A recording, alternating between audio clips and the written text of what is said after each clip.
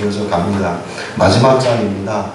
상당히 오랜 기간 동안 우리 교회를 개척하고 나서부터 제가 우리 교회는 사도행전적 교회가 되었으면 좋겠다 이런 기도하는 마음으로 이렇게 시작을 하였던 그 강의가 3년여 가까이 흐르면서 2년 6개월 정도 흐르면서요 28장에 이르게 되었습니다. 여기에 담긴 의미가요 마지막 결론 부분인지라 상당히 또 이 강의가 좀 말할 것이 많습니다. 그래서 우리가 조금 더 이 말씀을 좀 28장을 놓고 더 연구를 해야 되고요. 오늘은 서론 부분이라 생각을 하시면 되고요. 여러분 270명을 태운 이 배가 풍랑을 만나게 되어져서 밀리고 쫓겨나서 이제 유라굴로라는 광풍 때문에 이제 한 섬, 아주 작은 섬에 머무르게 되어진 것을 볼 수 있어요. 이 과정 속에서 하나님께서 주도권을 바꾸셨죠. 세상적으로 이제 살아갔던 로마 백부장, 권력, 불력에 의해서 모든 것이 지배되는 듯한 그 배의 모양새였으나 이제는 하나님이 주도권을 바울에게 옮기시더니 바울로 말미암아서 그의 말을 그냥 억지로라도 따르게끔 만들어 보신 광경이 27장에 나타난 전반적인 이야기였습니다. 그래서 바울이 주도권을 갖고 말할 때마다 그들이 먹고 움직이고 그 배가 파선지경에 이르렀고 생명에 대한 소망이 전혀 없었음에도 불구하고 바울이 말합니다. 배는 파선될지 모르지만 여기 있던 재산과 물품들은 다 없어질지 모르지만 여기에 있는 사람 단 한 명도 생명을 잃은 일은 없을 것이요. 그대로 되었어요. 그렇죠? 이럴 때는 성경 말씀이 그랬다는 내 말이 그런 게 아니야. 내 말이 그런 게 그럴 때는 아멘 해야지. 아멘. 성경의 말씀에 276명이 한 명도 안 다쳤어요. 죽지를 않았다고요. 이런 일이 기적과 같은 일이 일어났던 것을 볼 수 있습니다. 이제 섬에 이르렀어요. 거기에서 이 섬에서 너무나도 놀라운 일들이 벌어집니다. 이제 이 섬은 우리가 1절에 보니까 멜리데라고 하는 섬이라는 것을 알 수 있습니다. 일반적으로 헬라에서 난파되었다. 이 호는 어려움에 봉착했다가 이제는 구조된다는 표현을 쓸 때 보통 소조라는 단어를 사용합니다. 그런데 오늘 본문에는 소조 앞에 전치사 하나 더 붙여서 디아 이렇게 써서 디아소조라고 단어를 붙입니다. 여러분 디아라는 말이 붙으면 좀 영적인 의미가 훨씬 더 가미가 되어지는 이게 의미가 달라진다는 것을 볼 수 있어요. 일반적으로 소조 하면 그냥 이게 난파된 배에서 어렵사리 생명을 건졌다. 또 어려움을 당하고 있는 상황 속에서 그 어려움을 극복하였다라는 수준으로만 이해할 수 있으나 디아소조라고 하면 말을 붙이게 되어지면 구원받았다 이런 뜻이 되는 거예요. 그러니까 그냥 단순하게 우리의 그런 어떤 육신만이 아니라 하나님의 은혜로 도구가 되어진 사도 바울을 통하여서 그 사도 바울의 그 영향력의 행사가 되어지니까 그들이 영혼도 육체도 구원받았다 이런 뜻이 되는 겁니다. 소조라고 하는 말은 뭐라고요? 단순하게 생명, 육신의 생명만 살았다 이런 뜻이라면 디아라는 말이 붙어 디아소조가 되어지면 영육혼의 강건함, 생명의 구원, 영혼의 구원이 이루어졌다. 이런 말이 된다. 이 말씀입니다. 자, 여러분 바울의 예언대로 한 명도 죽지 않았습니다. 자, 여러분들이 생각을 해보십시오. 이것이 기적이지요. 갑자기 어떤 신비한 일이 나타나고 무엇이 막 없었던 것이 생기고 또 눈앞에서 펼쳐지지 못할 게 내가 경험하여 보지 못한 어떤 것들이 막 생겨나면 기적입니까? 아니에요. 이게 기적이에요. 죽을 수밖에 없었던 자리에서 그 모든 사람이 한 사람의 생명도 잃지 않고 모두가 살아났단 말이에요. 여러분이 구원받은 것이 기적인 줄로 믿으시기 바랍니다. 여러분, 나 같은 죄인, 죽을 수밖에 없는 자리에 머물러 있었던 그 영혼을 우리 예수 그리스도께서 값없이 모든 것 지불하시고 우리에게 대가를 바라시지 아니하시고 너는 이제부터 하나님의 자녀다 선포하셨습니다. 마귀 사단이 지금도 우리를 괴롭게 하고 유혹하고 넘어지게 하지만 그럼에도 불구하고 하나님의 손길이 닿는 그 순간 우리는 그것으로 말미암아 든든히 서갈 수 있고 내 손을 꼭 붙잡고 가시옵소서라고 기도할 적마다 내 손 놓지 아니하시는 그 거룩하신 자비와 사랑 이것이 우리에게 체험되고 기쁨이 된다면 이게 기적입니다. 오늘도 그와 같은 사건이 일어났단 말이에요. 그러니까 여러분들이 눈에 보여지는 것 같고 너무 현상적으로 나타나는 것만 갖고 너무 기뻐하시지 말라고요. 여러분, 만약에 내가 여기서 누군가를 막 쓰러뜨렸어요. 근데 다음에 내가 쓰러뜨리지 못해요. 여러분, 나를 보고 아마 아유, 저 목사가 한때는 영역이 막 풍성하고 말이야, 성령의 감동이 있고 막 그러더니 이제는 성령이 떠났는가 보다. 진짜로? 아니에요. 저에게는 쓰러뜨릴 능력도 없지만 만약에 그렇게 된다면 일시적인 현상이에요. 그것이 본질이 아니에요. 나를 구원하신 예수 그리스도가 본질이에요. 내가 하나님의 자녀가 됐다는 게 본질이에요. 나는 지금 당장 죽어도 하나님 나라에서 하나님의 보좌 곁에서 찬송과 기쁨으로 늙음도 죽음도 고통도 병듦도 없는 그곳에서 할렐루야를 외치며 하나님과 함께 예수 그리스도와 더불어 기뻐 찬송할 수 있으니 그것이 나에겐 기적이에요. 그게 본질이라고. 남한의 배가 다다른 곳 어디라고요? 멜리데라고 그랬습니다. 오늘 설교 제목이 멜리데 섬이니까 잘 모르겠거든. 설교 제목만 봐도 난 알겠구만. 그러니까 멜리데 하면 되지. 그걸 몰라가지고 써있네. 멜리데 섬. 멜리데 섬이라고 되어져 있습니다. 이 섬은요, 여러분들이 혹시 들어봤을지 모르지만 간혹 가다가 올림픽이나 어떤 큰 세계적인 경기가 있거나 그럴 때 몰타라는 나라를 들어보셨습니까? 몰타라고 그랬죠. 인구가 아주 적은 섬나라예요. 지금 얘기하면 몰타, 말타 이렇게 표현을 할 수 있는 섬인데요. 이 멜리데라고 하는 뜻이 기가 막힙니다. 피난처라는 뜻을 갖고 있어요. 이 피난처라는 말의 뜻을 갖고 있습니다. 여러분, 가이사라에서 예루살렘으로 옮겨 다니면서 하여튼 이스라엘 땅에서 바울은 2년 넘게 구금 상태에 있었습니다. 몸도 지치고 마음도 지치고 이제 로마를 향해서 가겠다는 굳은 의지와 하나님의 그런 어떤 음성을 듣고 있는 판인데, 이 상황 속에서 그는 얼마나 힘이 들었겠어요. 정말 갈 수 있을까? 두려운 마음도 있을 테고 이러다가는 못 가는 것 아닌가 하는 마음도 들고, 그냥 여러 가지 갈등도 있었을 것이고 마음도 몸도 지쳐갔을 거예요. 이런 상황 속에서 또 거기다 대놓고는 배를 탔는데요, 로마를 향해서 드디어 출발하겠다라고 마음이 있었는데 하나님의 음성을 듣는데 지금 겨울이 곧 닥치니 가서는 안 됩니다. 여러분 가지 마십시다. 그랬더니 기어이 이것들이 말 안 듣고 배를 출항을 시켰어요. 그러고 난파가 폭풍우가 몰아쳐가지고 광풍이 불어서 이 배가 난파 위기에 처해서는 이제는 막 보름이 넘는 기간 동안 이리 쓸리고 저리 쓸리고 먹는 것도 없고 이게 나 토할 것 다 토하고 이제 지칠 대로 지쳐서 육신적으로는 얼마나 힘들었겠습니까? 바울만 그랬습니까? 배에 타고 있는 276명 전원이 다 이제는 공경 속에 이 모든 것들을 다 겪었단 말입니다. 이게 하나님의 오묘한 섭리가 여기에 담겨져 있어요. 여러분, 사도 바울이 이런 2년이 넘는 기간 동안 영육간에 정말 지치고 힘들고 공고했어요. 거기에 타고 있던 276명의 그 모든 사람들도 지치고 힘들고 지금 공고한 상태예요. 우리들이 인생을 살다가 이럴 때가 간혹 있어요. 그런데 이 섬에서요, 멜리데라고 하는 섬에서 바울 일행이 몇 개월이나 있었는 줄 알아요? 무려 3개월을 지냅니다. 피난처라는 뜻이 이제 이해가 될 겁니다. 너무나도 힘들었어요. 그런데 바울과 그 모든 고초를 당했던 모든 사람들이 완전한 휴식을 취한 겁니다. 영육 간의 회복이 이루어지고 있는 겁니다. 여러분, 때로는 하나님께서 여러분들을 쉬게 하실 때도 있어요. 어떤 외적으로 풍파를 닥치게 해서, 또 때로는 내가 생각지도 않는 어려움에 봉착해 만드셨어. 나는 이러한 고난을 견디기 어렵다라고 말할 수 있을지 모르지만 그때 하나님께서 우리를 안식하게 하시는 줄로 믿으시길 주의 이름으로 축원드립니다. 그렇다고 해서 우리들의 삶이 매주 그 피난처가 없습니까? 여러분, 주일이 피난처입니다. 오늘이 피난처입니다. 여러분, 주일은 안식하는 날입니다. 주일은 하나님께서 우리 모두에게 복을 주시기 위해 성하신 날입니다. 여러분, 주일은 모든 사람들이 새 힘을 얻는 날입니다. 특히 우리 다음교회에 있는 모든 성도들은 바로 하나님이 주시는 새 힘을 공급받는 날이 된 줄로 믿습니다. 이런 찬송이죠. 피난처 있으리 환난을 당한 자 이리 오라.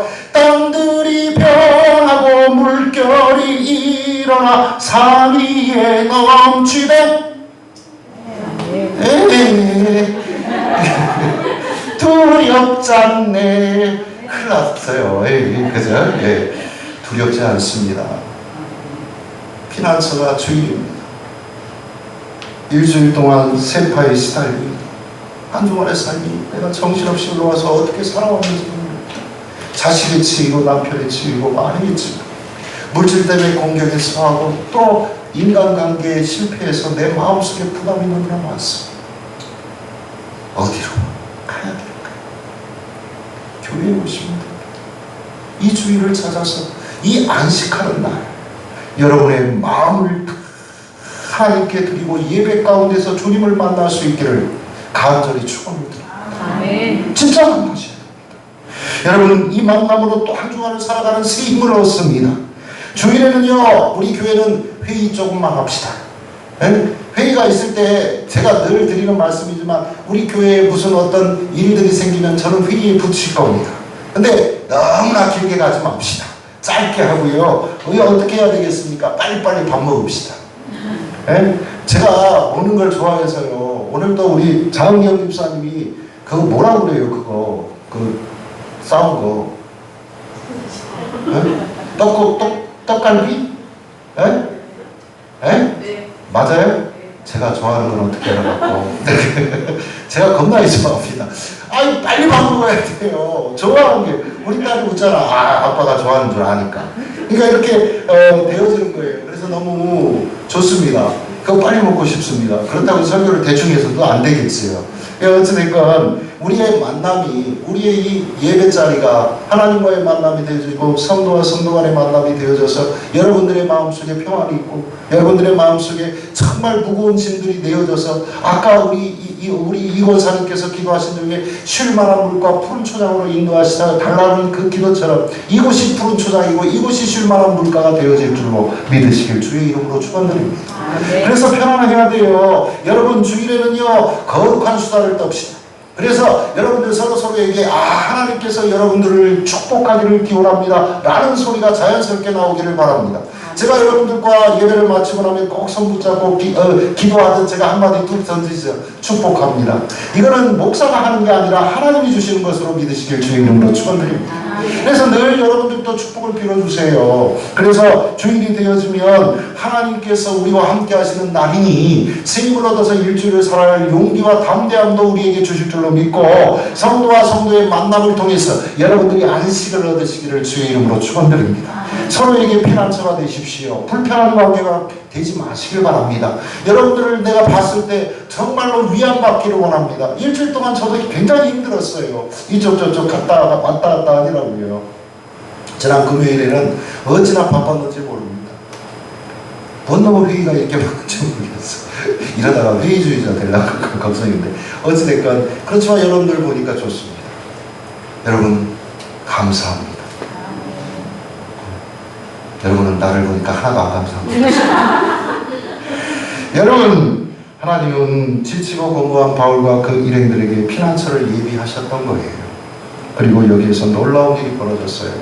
여러분 비가 오고 날이 참에 원주민들이 우리에게 특별한 동정을 하여 불을 피워 우리를 다 영접하더라. 2절 말씀에 있어요. 비가 오고 날이 차다는 것은요 날씨 일기를 얘기하는 게 아니에요. 바울이 그 출발 전부터 얘기했듯이 이제 곧 겨울이 옵니다. 그러니까 계절을 이야기하는 거예요. 이제 날이 추워지는 겨울이 왔다 이런 말을 하는 겁니다. 하루 정도 날이 추웠다 이런 뜻이 아니고 그래서 이제 이 겨울이 되어졌으니까 지중해는 어떻다고 얘기를 했어요? 여러분 해일이 일고 폭풍이 일어나서 그 항해하기에는 너무나 어려운 거친 바다가 되어진다고 말씀드렸지요. 자, 이 작은 멜리데 섬에 270명이 한꺼번에 몰려왔습니다. 원주민들의 입장이 한번 되어봅시다. 불안하지요. 두렵지요. 거기에서 얼마나 많은 원주민들이 사는지 모르겠습니다만 그곳에 살고 있었던 사람들은 난파되었을지언정 이 곳에 276명이 온다라고 생각을 해보십시오. 이 두려운 사람들을 어떻게 하겠어요? 그런데 하나님께서 섭리하셔요. 이 원주민들의 그 276명 모두를 환영하게 만드시고, 여러분들도 모든 삶에 있어서 두려운 일이 있습니까? 혹이라도 어떤 사람을 볼 때 좀 껄끄럽고 두렵습니까? 그러면 그 사람을 상대할 때 내가 힘으로, 내 논리로, 내 생각으로 대적을 하려고 그러면 힘들거든요. 마음이 불편해져요. 그럴 때 어떻게 할까요? 하나님께 기도합시다. 사람의 마음을 지으신 창조주 하나님, 저 사람의 마음을 좀 유하게 해주세요. 아멘. 사람이 두려워서 그 사람이 무섭다기보다는 대답하기도 만나기도 어려우면, 여러분 그런 사람을 안 만나고 이 세상을 살아갈 수 있던가요? 없어요. 나 정말 저 사람 안 만났으면 좋겠는데, 사업상 우리 선생님들은 정말 저거 그냥 저놈의 학생 저거 그냥 어떻게 좀 멀리 전학을 안 가나 싶은데 꼭 안 가. 근데 그 아이를 버릴 수 없잖아요. 우리 선생님 여기 계시지만, 여기 또 우리 간호사가 계시지만 어떻습니까? 저 환자는 좀 제발 우리 병원 말고 딴 병원 갔으면 좋겠는데 어떻게 꼭 우리 병원만 와? 꼭 왜 나만 시비를 걸어? 나한테만. 기도하십시오. 기도하십시오. 자, 바울이 불을 피우려고 나무를 한 묶음 탁 불구덩이 위에다가 던져 넣었다고 그럽니다. 그랬더니 갑자기 독사가 튀어오르더니 독사가 이 바울의 손을 탁 물어버렸습니다. 자, 원문에는요 그냥 독사가 나와 그 손을 물고 있는지라 이렇게 되어 있지만, 원래 원문은 독사가 수직으로 매달려 대롱거렸다 이렇게 표현하고 있습니다. 대롱대롱 매달려 있는 거예요, 뱀이. 얼마나 뜨거우면. 그러니까 이것을 가지고요 자유주의 신학자들은요, 아이 어떻게 독사가 물었는데 왜 바울이 죽지 않았겠어? 그것을 사람들이 일반 뱀인데, 독 없는 뱀인데 잘못 본 것이야, 이렇게 주장하는 신학자들이 자유주의 신학자들이에요. 그래서 이들은 이렇게 얘기를 해요. 그렇지만 사도행전을, 이 증거를 잘 찾으면 돼요. 사도행전을 쓴 사람이 누구지요? 누가입니다. 누가가 직업이 뭐지요? 의사가 복격하고 쓴 책이 사도행전이에요. 의사가 독사인지 뭔지, 독에 물리면 죽는지 안 죽는지 모를까요? 알았을 거예요. 근데 더 확실한 증언을 한 사람이 원주민들이에요. 원주민들은 그 섬의 모든 환경을 너무나도 잘 알고 있는 사람들이에요. 그래서 그 원주민들이 독사가 바울의 손에 매달려 있는 것을 보고 말합니다. 저 사람은 광풍이는 바다에서는 어떻게 살아났는지 몰라도 살인자가 분명해. 그러니까 독사가 물어서 저 사람을 죽이려고 하는구나. 독사에 물렸으니 저 살인자는 반드시 죽게 되겠구나 라고 말했어요, 안 했어요? 했어요. 원주민들이 봤을 때 이게 독사인지 일반 뱀인지 구분이 안 됐을까요? 안단 말이에요. 의사는 혹시 모를 수 있지만. 그러니까 바울이 그 짐승을 막 아포케치 물었으니까 막 떨어서 불에 던져버렸어요. 그랬더니 반전이 일어났습니다. 바울이 독사를 불에 떨어뜨려 버렸는데 조금도 상함이 없는 거예요. 마치 무슨 동화 속에서 있는 일 마냥. 원주민들은 바울이 붙든지 혹은 갑자기 쓰러져 죽을 것이라고 예상했어요. 여러분, 독사에 물리면 죽겠지요. 기다려도 죽지 않습니다. 그랬더니 이번에는 원주민들이 살인자의 위치에서 신적인 존재로 바꿔. 이게 반전이에요. 바울에 대한 대접이 달라집니다. 그 덕분에 그 일행들도 융숭하게 대접을 받습니다. 이 섬의 추장이 누구라고요? 보블리오라고 하는 사람입니다. 자, 이 보블리오라고 하는 사람 듣게 되어서요, 그 바울이 독사에게 물렸는데 살았다. 이 소리를 듣고 자기 집으로 모셔요. 그리고 사흘 동안 융숭하게 대접을 합니다. 그리고 그 집에서 드디어 하나님의 역사가 일어납니다. 여러분, 오늘 본문 7절에서 10절 말씀을 한번 들어주시면 우리 한 목소리 함께 읽읍시다. 시작. 이 성세를 다잡는 사람 보블리오가 아닙니다. 그 주제에 부자인지라 그가 우리를 먼저하여 사울이나 지진에게 머물게 하더니 보블리오의 부침이 열매와 기질에 걸려 누워있거늘 바울이 일어나서 기도하고 그에게 안수하여 낫게 하매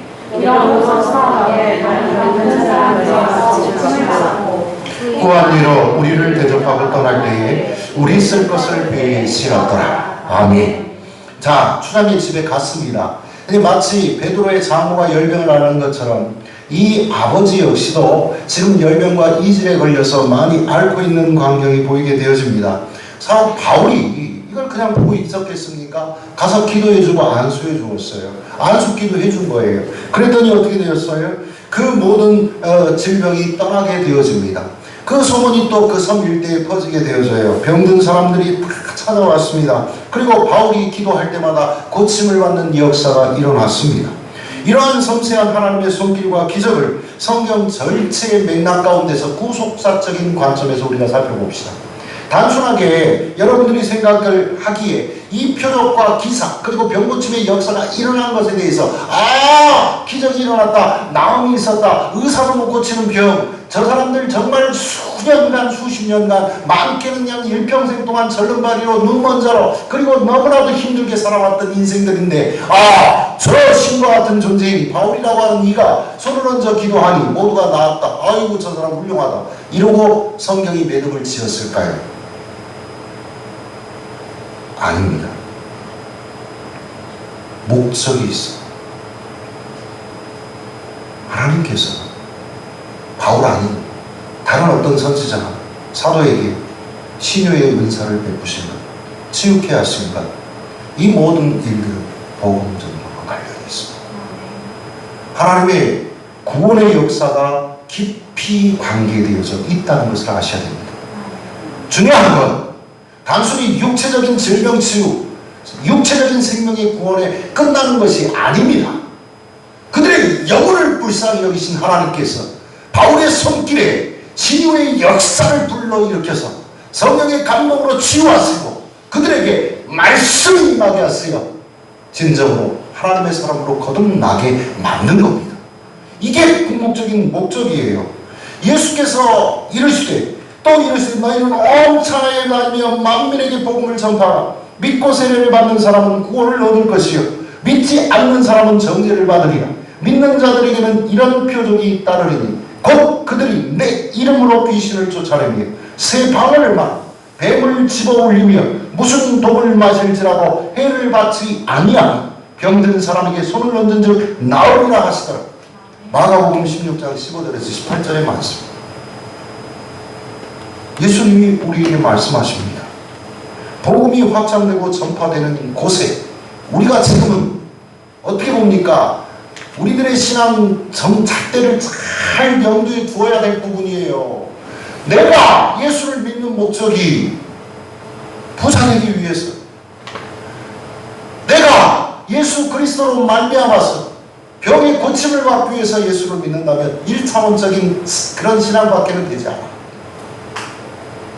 예수께서 확실히 말씀을 하시는 거예요. 거꾸로 말씀하세요. 복음이 확장되고 전파되는 곳에 표적이 일어난다는 겁니다. 예수의 이름으로 귀신이 쫓아내진다는 겁니다. 병고침의 역사가 일어난다는 겁니다. 뱀을 씹는데 어떤 독에도 해를 받지 않고 병든 사람에게 내가 예수의 이름으로 손을 얹으니 그들이 낫게 되는 표적이 나타날 거라고 예수님께서 말씀하세요. 누구의 이름? 내 이름으로. 예수님의 이름으로. 그 말은 무슨 얘기입니까? 내 능력으로. 예수의 능력으로. 바울의 능력으로? 아니, 성령의 능력으로 예수님의 능력으로 되어진 거예요. 그러니까 우리에게 있어서 궁극적으로 우리들이 최종적으로 목적을 가져야 할 바는 내가 치유한 것이 아니니까, 나를 자랑하고 나를 드러내는 것이 아니라 우리 하나님께 영광을 돌리며 예수님에게 나에게 나타나신 그 모든 역사를 그들에게 증거해야죠. 빚진 자잖아. 포블리오의 부친이 열병과 이질에서 고침을 받았다라고 기록하고 있습니다. 여러분, 이 고침을 받았다라는 표현은요, 처음 서류에서도 여러분 그 스오조라는 단어 앞에 전치사 디아스오조라고 말씀을 드렸잖아요. 그런데 여기서 사용된 단어 역시도요, 테라피오라는 헬라어 원어를 쓰고 있습니다. 테라피오는 말은요, 육체적인 어떤 질병이 치유되었다, 생명이 건져졌다, 이런 뜻으로만 쓰인 게 아니라고요. 아마 서두에 말씀드렸던 디아소도와 유사한 단어예요. 영육 간의 회복, 영육 간의 구원을 이야기하고 있는 거예요. 이 섬에서 예수님의 치유 사역을 3개월 동안 사도 바울이 계속 연거푸 행합니다. 그리고 기적이 일어납니다. 병 고치는 역사가 일어납니다. 그리고는 그곳에 복음을 증거합니다. 사도 바울은 스스로 고백하며 기록했던 것과 같이 때를 얻든지 못 얻든지 하나님의 나라를 선포하고자 힘썼던 사람이에요. 여러분, 멜리네 섬에서 구원 사역을 통해 많은 사람이 회복되고 영육 간의 고침을 받는 기적이 일어났어요. 바울은 그 통로요 도구일 뿐입니다. 하나님의 목적은 지금 바울을 대지국 로마에 보내어서 그 영혼들을 구원하는 데 그 궁극적인 목적이 계십니다. 그렇죠? 그런데 하나님은 섬세하신 분이세요. 사랑과 자비가 누구에게든 동등되게 임하게 해 주시는 분이에요. 내가 언청이고 내가 눈이 멀어있고 내가 보기에는 좀 모자라 보일지 모르지만 그러한 사람에게도 하나님은 사랑을 베푸시고 긍휼과 자비를 베풀어 주시는 분이십니다. 아멘. 자, 여러분, 이 섬은요 1년이 가도 누구 하나 방문하지 않는 그런 섬이에요. 지금도 몰타라는 섬은요 아주 작고 조그마한 섬 국가래요. 인구도 몇십만 명밖에 되지 않는 곳이에요. 누구 하나, 지금은 뭐 거기가 최고의 관광지가 됐다고 그러죠. 근데 어찌됐건 이렇게 되어졌단 말이에요. 그런데 그 외로운 섬, 그곳에 토착 원주민들을 향한 하나님의 사랑이 섬세하게 임하고 있는 거예요. 그들을 위해서 하나님께서 광풍과 조난을 사용하신 거예요. 믿으시기 바랍니다. 섬세한 사랑. 만약에 바울과 일행들이 폭풍을 만나지 않고 난파되지 않았다면 온 천하보다도 귀한 이 한 생명들, 거기에 얼마나 많은 사람들이 살고 있는지 성경은 나타내지 않고 있으니까 그 생명들의 구원을, 예수 그리스도를 경험할 수 있었겠습니까? 그러면 그들은 예수를 모르니 우리가 믿는 성경을 통해서 배운 바, 우리들의 깨달은 건 예수 그리스도밖에 하나님 나라에 갈 수 있는 방법이 없거든요.